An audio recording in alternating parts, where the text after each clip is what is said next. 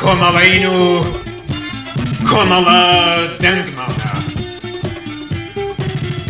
ئێمە کۆمەڵین و کۆمەڵت باوەڕ و بیرمانە ئەوە تا سووری ئاڵاکەمان چقلی چاوتانە و چەرکمان قەڵەم و دەنگمان باوەڕ و بیرمان شێعر و گۆرانیمان شەو هاژێنی هەموو تەمەنی ڕەشتانە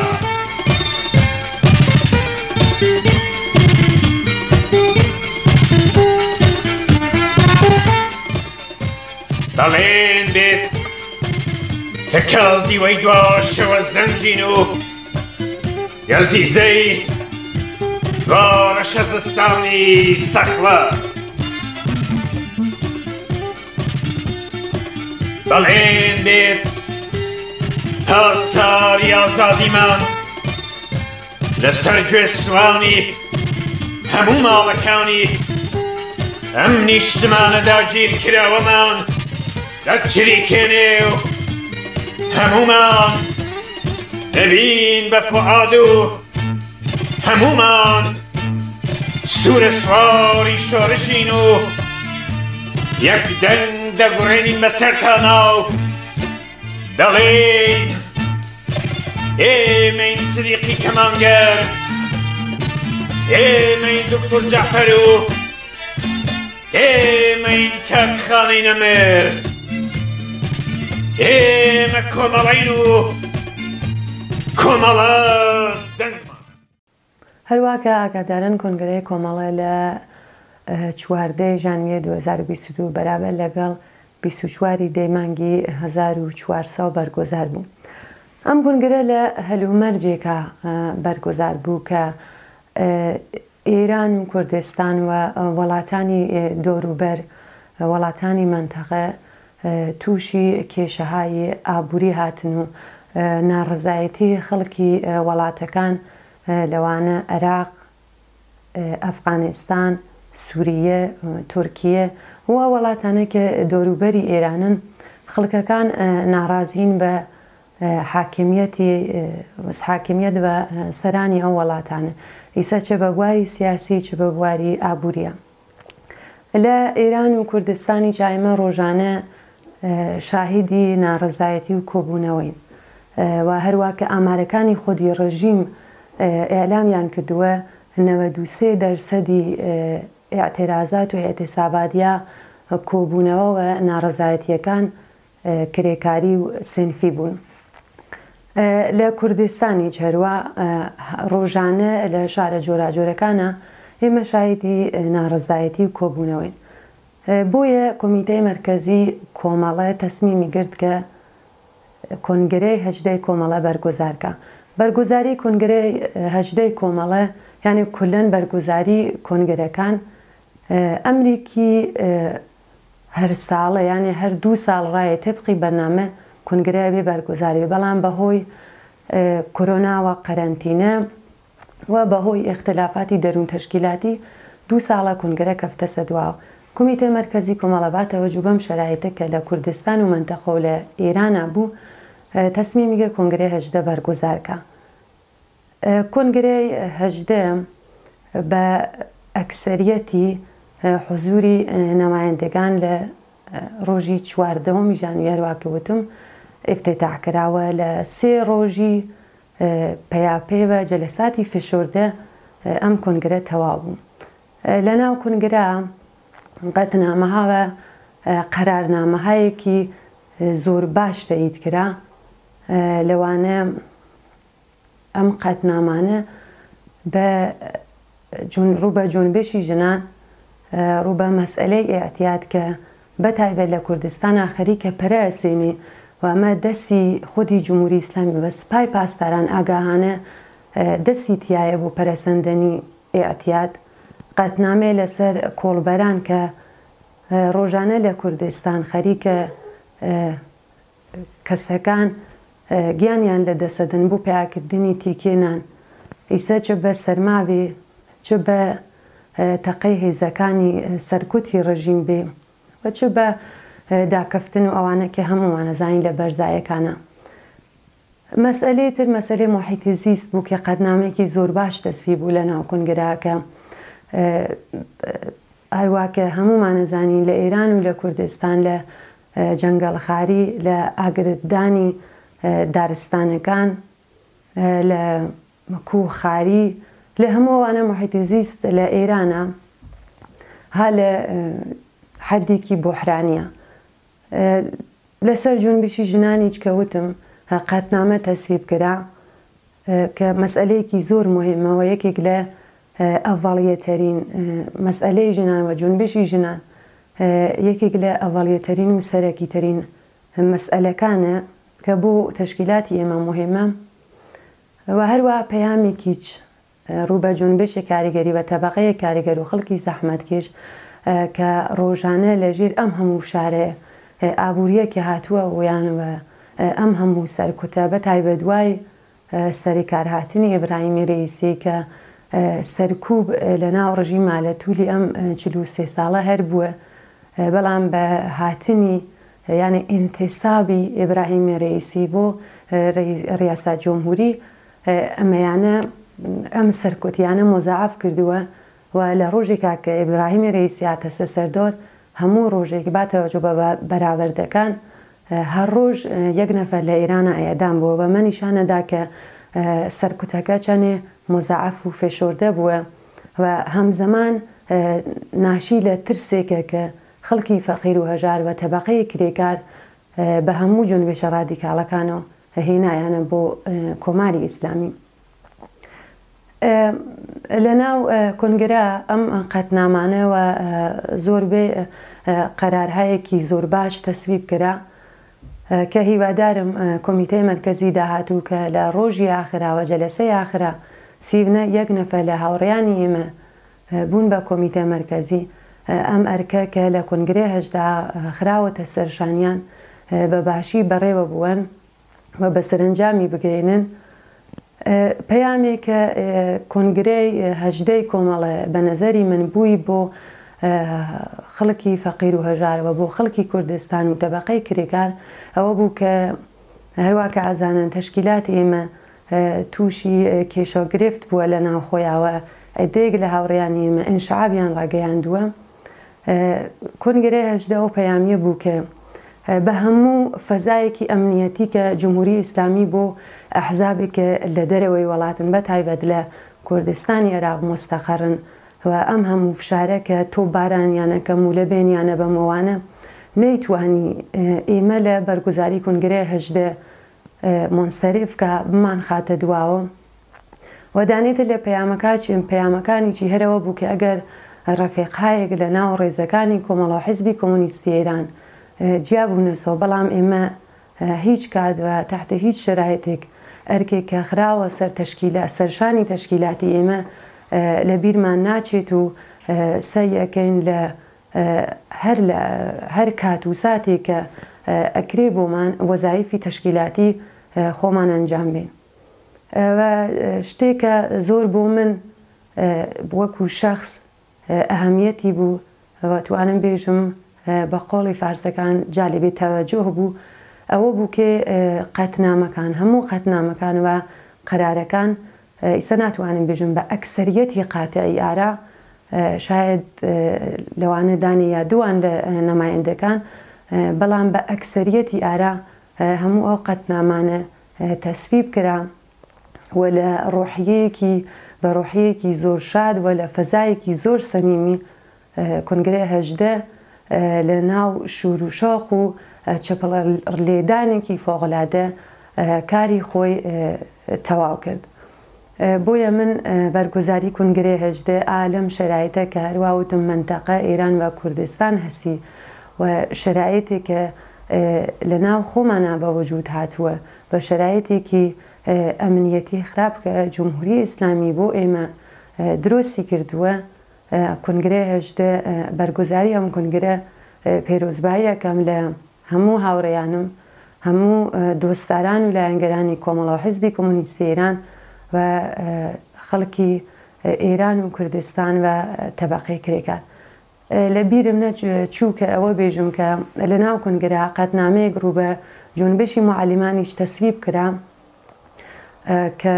لەم قەتنامە جونبشی معلیمان و ئەوەی کە جونبشێکی زۆر سازمان یافتەیە و خاستەکانیان خاستەهایەکێ کە هەموو تەبەقەی کرێکار هەسی ڕادیکاڵە سازمان یافتەست قەتنامەیەکیش ڕوو بە جونبشی معلیمان تەسویب کرا وهروە کە ئەزانین لەم ماوانە چەند مانگی ئەخیر جونبشی معلیمان جونبشێکی سەرتاسەری بووە کە خواستەکانیان نەتەنیا خواستەی معلیمانە بەڵکو خواستەی هەموو خەڵکی هەژار و فەقیرە و دەستکۆتایەکی زۆر باشیان بووە و ئەمە نیشانەدا کە تەشکیلاتی ئێمە تەک هەموو ئێش و ئازاری خەڵکی هەژار و فەقیرەوە تەبەقەی کرێکار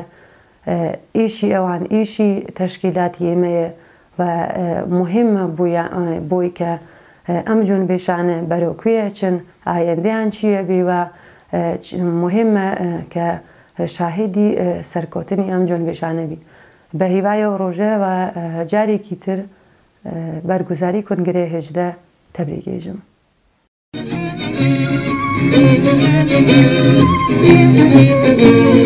ئەو گوڵەی خەزان وەرانی و نەمێت ئەو دڵەی نەسۆر لە هیوای نەکرد ئەو گوڵەی خەزان وەرانی و نەمێت ئەو دڵەی نەسۆر لە هیوای نەکرد وان لە ناو دڵی منامی وانێت چونکە نمونای خەزۆم نەدانێت وان لە ناو دڵی منامی وانێت چونکە نمونای خەزۆم نەدانێت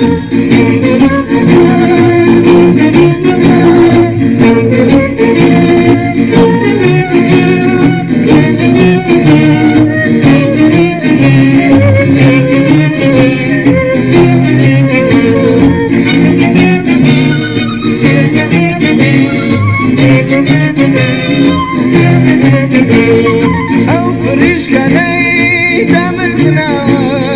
بەڵامە میزان گریان کردەوە ئەو فریشکانەی دامن بناوە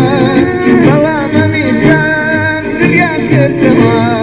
وان لە ناو دڵی منامی وانێت چونکە نمونای خەزۆم نەدانێت وان لە ناو دڵی منامی وانێت چونکە نمونای. هەروە کاگادارن لە چەند ڕۆژی گوزەشتەدا کۆنگرەی 18 کۆمەڵە بەڕێوە چوو کە دوای 3 ڕۆژ یا 4 ڕۆژ کارەکانی بە مۆفەقیەت تەواو کرد و سەرکەوتوانە کۆنگرەیەکی مۆفەقیان بەڕێوە برد. هەروە کە خۆتان ئاگادارن حدودەن 2 ساڵ یا 2 ساڵ و نیم لە وەختی کۆنگرەی کۆمەڵە تێپەڕە بوو ئەویش بە دەلیلەوەی کە اختلافاتێکە لە ناو تەشکیلاتی حزبی کۆمۆنیستی ئێرانە ڕوویدا بوو ئەمانە بۆەوەی کە کۆنگرەی کۆمەڵە یانێ کەفێ دەدواوە ئەمیش یانێ ئەتوانی بێژی شەرایەتێکی فراهەم کردو کە تەشکیلاتی ئێمە لە ناو مەسئلەیەکی ئاوا بحرانیە گیری کردو.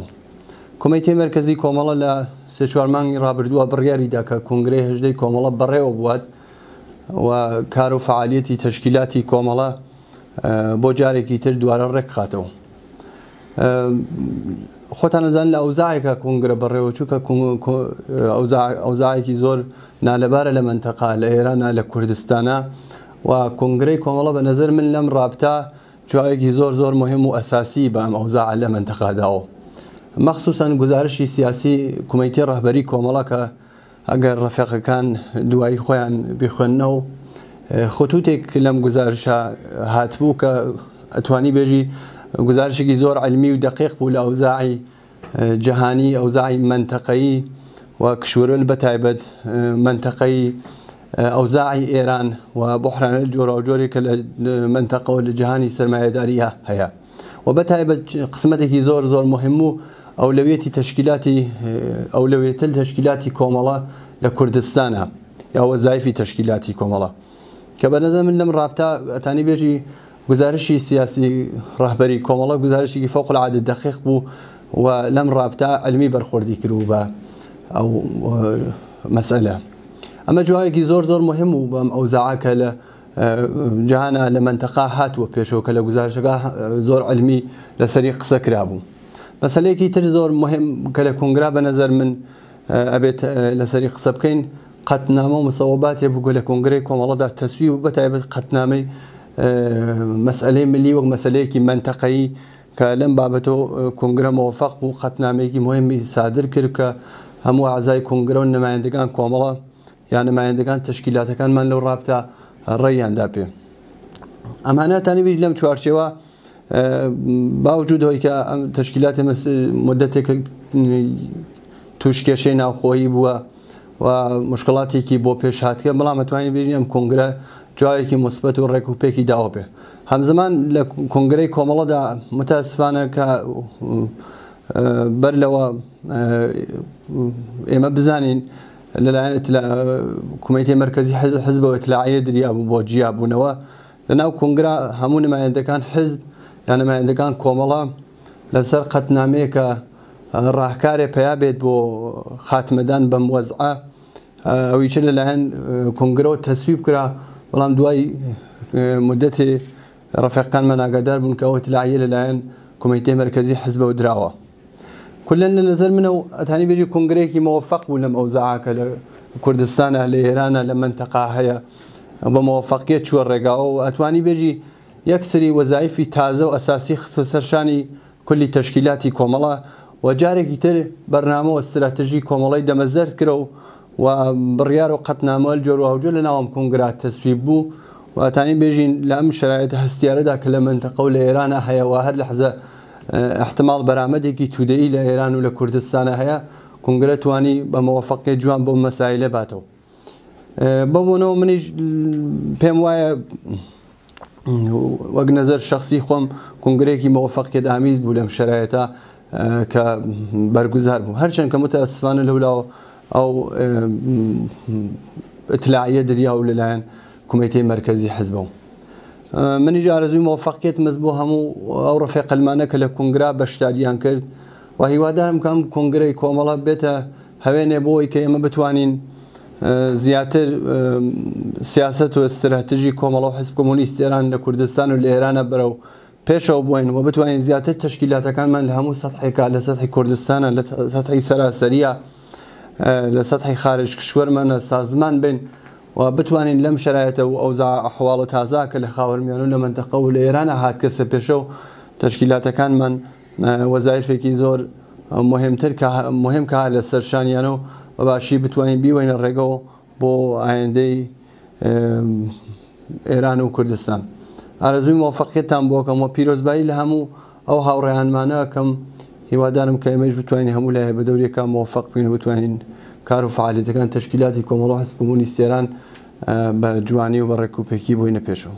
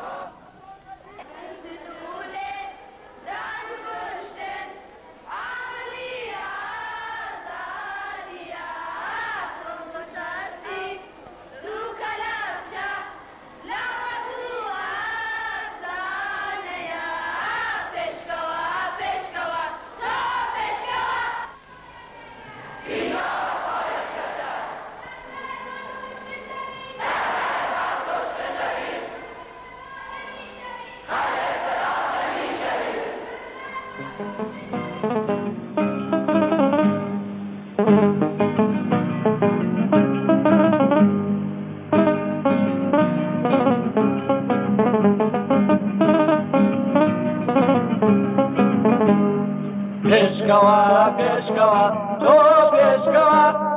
بۆ پێشاوای کوردی ئازاد بۆ پێشاوای کوردی ئازاد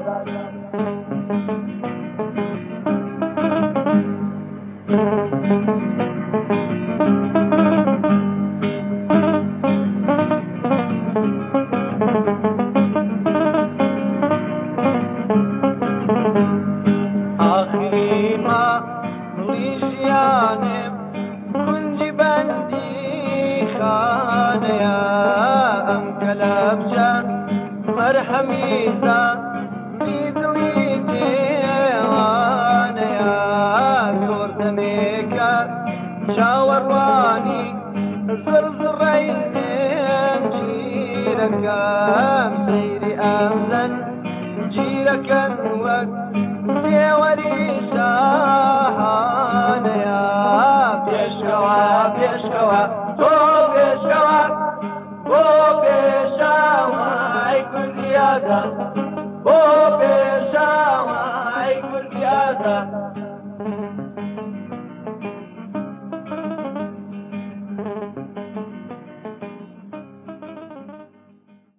ئەم کۆنگرێش هەروەک هەموو کۆنگرەکانی دیکە فقط ڕوتین بوو بەڵام لە هەلومەرجێکی تایبەتدا بوو هەلومەرجەکەش ئەوە بوو کە ئەگە چاو لە هەوزاعی ئێران بکەین بە تایبەت ناوچەکەشی لەگەڵ بێت کەوتۆتە خەیرانێکی قوڵی ئابوووریەوە باری مەعیشەت لە ئێران زۆر خراپە خەڵک کەوتونەتە فشار و گوشارەوە خەڵک کاری نییە خەڵک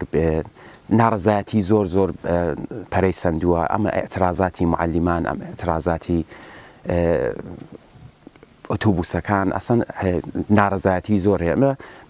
ئەوەی کە دەڵم لە هەلومەرجێکی تایبەتدا بەڕێوەچوو هەلومەرجەکە ئەو بوو پس حزبێک کە بێ خۆی نێبکاتەوە دەبێت لە کۆنگرەدا خۆی نێبکاتەوە لەگەڵ وەزعیەتی مەوجودی ئێستای کۆمەلگا لەوێدایە کە دەبێت سەردێڕی سیاسەتەکانی بخاتە ئەولەویەتەوە لەوێدایە کە دەبێت قەرار و قەتنامەهەیە کە جواب دەرەوەی ئەو بزوتنەوانە بێت جواب دەرەوەی ینی ئەرکەکانمان پێزیاد دەبێت کاروبارمان پێزیاد دەبێت بۆ دوا ڕۆژمان ئەم بڕۆی من ئەم کۆنگرەیە زۆر سەرکەوتوانە بەڕێوەچوو زۆر قەرار و قەتنامەهایەکی زۆر باش پەسەند کرا لەوێدا ئاور لە معلیمان دراوە لێ ئاور لە بزوتنەوەی ژنان دراوە لێ ئاور لە کۆڵبەران دراوە بە تایبەت لە سەمی نەتەوایەتی زۆر بەوردی قسەی لەسەر کراوە هیوادارین کە بۆ دواتر کە دوایەم قەتنامانە بەشی ڕەهبەری کە هەڵبژێردراوە هەم بەشی ڕەهبەری وە هەم کولی تەشکیلات بتوانێت ئەم قەتنامانە باشی بەڕێوت باتە پێشەوە بەڕێوەی بەرێ و جواب دەرەوە بینیوە لە هەر بزوتنەوەیەک بە تایبەت لە کوردستان ئێمە جێگە و شوێنێکمان هەبێت ینی حتمما ئێمە دەبێت وامان کردبێت کە جێشۆنی ئێمە دیار بێت لە هەموو بزوتنەوەکاندا باسی ئەوزاعی سیاسیەکەی کە هەروە خۆتان دیتان لە بەشی ئەوەڵی بەرنامەی کۆنگرەی هەژدەی کۆمەڵە هەوڕێ ئیبراهیم عەلیزادە زۆر بەوردی و زۆر بەباشی تەوزیحی داوە لەوێ تاکیدی کردەوە لەسەر ئەوەی کە ئێمە دەبێت مارکسیستێکی زانستی بەرینە پێش ینی من دڵنیام دوای ئەم کۆنگرەیە کۆمەڵا دەچێتە قۆناغێکی دیکەوە دەچێتە شوێنێکی دیکەوە بە علمێکی مارکسیستی و زانستی و بەڕێبازێکی کۆمونیستی جێگە و شوێنی خۆمان زۆر زۆر باشتر و پتەوتر دەکەین من بە بڕۆی من لەو کۆنگرێدا زۆر بە تایبەت کە لە بەشی تەشکیلاتیەکەیدا قسە و باس کرا نزیک بە نەفەر ئەندامی ئەم عزوە لەوێدا ئەندامی ئەم تەشکیلاتە لەوێدا نۆبەیان گەر قسەیان کرد وە زۆر بە دڵ ئاواڵەی هەموو قسان لێک وەردەگر هیچ کەس نەبوو لەوێ ئیزمێکت پێوەنە هیچ کەس نەبوو لەوێ سوور بێتەوە ورد بێتەوە لەسەر کوچکترین قسەیەکت زۆر بەباشی هەر کەس توانی قسەی خۆی کرد و کەند و کۆسپەکانیان لێکداوە لە بواری کاروباری تەشکیلاتی لە بواری کاروباری ئۆرگانی هەمووی ئەوانە هاتە سەر قسە و هەموو دوایی ئاوری لێ دەدرێتەوە زۆر باش بووە زۆر بە بڕۆی من زۆر کۆنگرەیەکی باش و سەرکەوتومان بردە پێش هیوادارم ئێمە دوای ئەم کۆنگرێ هەموو بەیەکەوە چ لە بەشی ڕەهبەری کە سەردەڕی سیاسەکانی خۆی دیاری کردەوە چ ئێمەش وەکو کادر و وەکو ئۆز و وەکو ئەندام لە ئەم تەشکیلاتەدا بتوانین ئەرکەکانمان بەجێبێنین و کۆمەڵەش بخینە جێشۆنی خۆی کە هەموو کۆمەڵانی خەڵکی کوردستان دڵیان لەگەڵ کۆمەڵەیە و بە تایبەت چاوەڕوانیەکی زیاتریان لە ئێمەیە.